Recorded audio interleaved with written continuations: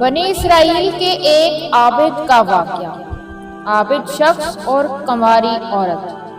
بیان کیا جاتا ہے کہ بنی اسرائیل میں ایک عابد رہا کرتا تھا کہ اس زمانے میں کوئی عابد اس کے جیسا نہ تھا۔ اس وقت میں 3 بھائی تھے اور ان کی ایک بہن تھی جو ابھی تک کنواری تھی۔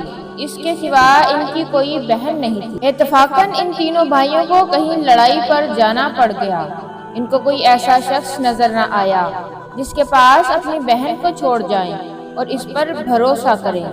لہٰذا سب نے اس رائے پر اتفاق کیا کہ اس کو عابد کے سپرد کر دیں۔ وہ عابد ان کے خیال میں موافق تمام بنی اسرائیلیوں میں نیک اور پرہیزگار تھا۔ چنانچہ اس کے پاس آئے اور اپنی بہن کو حوالہ کرنے کی درخواست کی کہ جب تک ہم لڑائی سے واپس آئیں ہماری بہن آپ کے سایہ شفقت میں رہے گی۔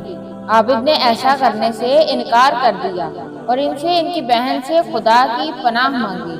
وہ نہ مانے اور اصرار کرتے رہے کہ ان کی بہن کو اپنی نگرانی میں رکھنا منظور کر لیں، حتیٰ کہ عابد نے ان کی درخواست کو منظور کر لیا اور کہا کہ اپنی بہن کو میری عبادت خانے کے سامنے کسی گھر میں چھوڑ جاؤ۔ انہوں نے ایک مکان سے اس کو لا اتارا اور چلے گئے۔ وہ لڑکی عابد کے قریب ایک مدت تک رہی۔ عابد اس کے لیے کھانا لے کر آتا اور اپنے عبادت خانے کے دروازے پر رکھ کر دروازہ بند کر لیتا اور واپس اندر چلا جاتا اور لڑکی کو آواز دیتا اور وہ اپنے گھر سے کھانا لے جاتی۔ پھر راوی نے بیان کیا کہ پھر شیطان نے عابد کو بہکانا شروع کیا۔ ابتدا میں اس کو خیر کی ترغیب دیتا رہا اور لڑکی کا دن میں عبادت خانے تک آنا اور اس پر گراں ظاہر کرتا کہ کہیں ایسا نہ ہو کہ یہ لڑکی دن میں کھانا کھا لینے کے لیے گھر سے نکلے اور کوئی شخص اس کو دیکھ نہ لے، اس لیے کہ یہ بہتر ہے کہ اس کو کھانا لے کر اس کے دروازے پر رکھ آیا کرے، اس پر اجر عظیم ہوگا۔ غرض یہ کہ عابد کھانا لے کر اس کے گھر جانے لگا۔ کچھ مدت بعد پھر شیطان اس کے پاس آیا اور اس کو ترغیب دی اور اس بات پر اسے ابھارا کہ اگر تو اس لڑکی سے بات چیت کیا کرے تو تیرے کلام سے مانوس ہوگی، کیونکہ اس کو تنہائی میں سخت وحشت ہوتی ہے۔ شیطان نے اس کا پیچھا نہ چھوڑا حتیٰ کہ وہ عابد اس لڑکی سے بات چیت کرنے لگا، اپنی عبادت خانے سے اتر کر اس کے پاس آنے لگا۔ پھر شیطان اس کے پاس آیا اور اس سے کہا کہ اپنے عبادت خانے کے دروازے پر اور اپنے گھر کے دروازے پر بیٹھے اور دونوں باہم باتیں کیا کریں تاکہ اس کو خوشی محسوس ہو۔ آخرکار شیطان نے اس کو عبادت خانے کے دروازے پر لا بٹھایا۔ لڑکی بھی گھر سے دروازے پر آئی۔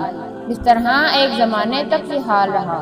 شیطان نے عابد کو پھر کار خیر کی رغبت دی اور کہا بہتر ہے کہ خود لڑکی کے قریب جا کر بیٹھے اور ہم کلامی کریں، اس میں زیادہ دلداری ہے۔ عابد نے ایسا ہی کیا۔ شیطان نے پھر تحصل ثواب کی رغبت دی اور کہا کہ اگر لڑکی کے دروازے سے قریب ہو جائے تو بہتر ہے تاکہ اس کو دروازے تک آنے کی بھی تکلیف نہ اٹھانی پڑے۔ عابد نے یہی کیا، اپنے عبادت خانے سے لڑکی کے دروازے پر آ کے بیٹھا تھا اور باتیں کرتا تھا۔ ایک عرصے تک یہی کیفیت رہی۔ شیطان نے پھر عابد کو ابھارا کہ اگر عین گھر کے اندر جا کر باتیں کیا کرے تو بہتر ہے تاکہ اس لڑکی کو باہر نہ آنا پڑے اور کوئی اس کا چہرہ نہ دیکھ پائے۔ غرض عابد نے شیوا اختیار کیا کہ لڑکی کے گھر کے اندر جا کر دن بھر اس سے باتیں کیا کرتا اور رات کو اپنے عبادت خانے میں واپس چلا جاتا، یہاں تک کہ عابد نے لڑکی کے زانوں پر ہاتھ مارا اور اس کے رخسار کو بوسہ لے لیا۔ پھر روز بروز لڑکی کو اس کی نظروں میں آرائش دیتا رہا اور اس کے دل میں غلبہ کرتا رہا، حتیٰ کہ وہ اس کے اور زیادہ قریب ہو گیا اور لڑکی نے حاملہ ہو کر ایک لڑکا جنا۔ پھر شیطان عابد کے پاس آیا اور کہنے لگا کہ اب بتاؤ کہ اگر اس لڑکی کے بھائی آ گئے اور اس بچے کو دیکھا تو تم کیا کرو گے؟ میں ڈرتا ہوں کہ کہیں تم ذلیل نہ ہو جاؤ یا وہ تمہیں رسوا نہ کر دے، تو بہتر ہے اس بچے کو لو اور زمین میں گاڑ دو۔ یہ لڑکی ضرور اس معاملے کو اپنے بھائیوں سے چھپائے گی، اس خوف سے کہ کہیں وہ جان نہ لے لے کہ تم نے اس کے ساتھ کیا حرکت کی ہے۔ عابد نے ایسا ہی کیا اور لڑکے کو زمین میں گاڑ دیا۔ اور پھر شیطان نے اس سے کہا کہ تمہیں اس بات پر یقین ہے کہ یہ لڑکی تمہاری ناشائستہ حرکتوں کو اپنے بھائیوں سے پوشیدہ رکھے گی؟ ہرگز نہیں، تم اس کو بھی پکڑو اور ذبح کر کے بچے کے ساتھ دفن کر دو۔ غرض اس عابد نے لڑکی کو ذبح کیا اور بچے سمیت گڑھے میں ڈال کر اس پر بھاری پتھر رکھ دیا اور زمین کو برابر کر کے اپنے عبادت خانے میں جا کر عبادت کرنے لگا۔ ایک مدت گزرنے کے بعد لڑکی کے بھائی لڑائی سے واپس آئے اور عابد سے جا کر اپنی بہن کا حال پوچھا۔ عابد نے ان کو اس کے مرنے کی خبر دی، افسوس ظاہر کر کے رونے لگا اور کہا کہ بڑی نیک عورت تھی، دیکھو یہ اس کی قبر ہے۔ بھائی قبر پر آئے اور اس کے لیے دعائے خیر کی۔ پھر راوی بیان کرتا ہے کہ جب رات ہوئی اور وہ اپنے بستر پر سوئی تو شیطان ان کے خواب میں ایک مسافر آدمی کی صورت میں آیا۔ پہلے بڑے بھائی کے پاس گیا اور اس کی بہن کا حال پوچھا۔ اس نے عابد کو اس کے مرنے کی خبر دینا اور اس پر افسوس کرنا اور مقام قبر دکھانا بیان کیا۔ شیطان نے کہا سب جھوٹ ہے، تم نے کیوں کر اپنی بہن کا معاملہ مان لیا؟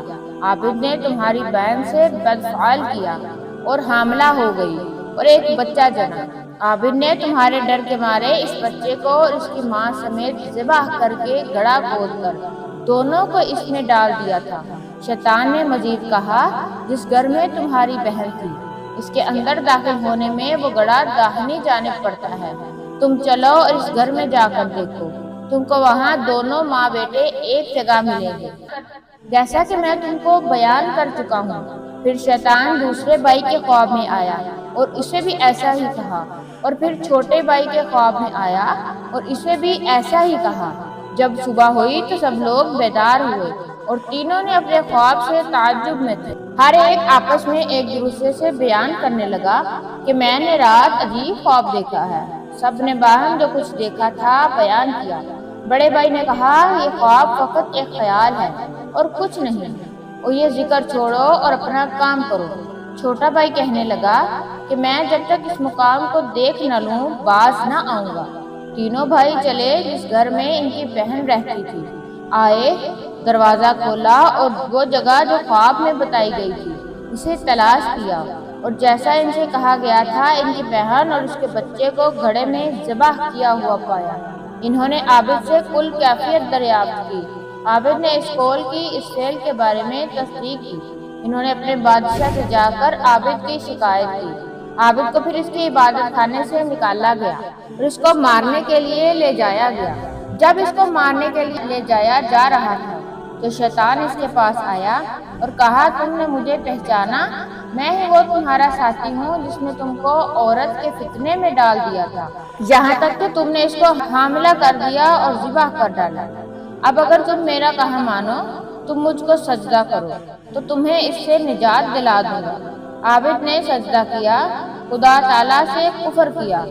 جب عابد شخص نے کفر کیا تو شیطان اس کے ساتھیوں کے قبضے میں چھوڑ کر چلا گیا۔ انہوں نے اس کو کیفر کردار تک پہنچا دیا۔ اس واقعے سے ہمیں یہ سبق ملتا ہے کہ اندازہ کیجئے کہ شیطان ہمارا کس قدر سنگین دشمن ہے اور اس کے وار کس قدر سنگین ہے۔ چنانچہ ہمیں چاہیے کہ اس واقعے سے سبق حاصل کریں اور شیطان کے ہتھ کنڈوں سے اپنے آپ کو بچائیں۔ اللہ تعالی ہم سب کی حفاظت فرمائے، آمین یا رب العالمین۔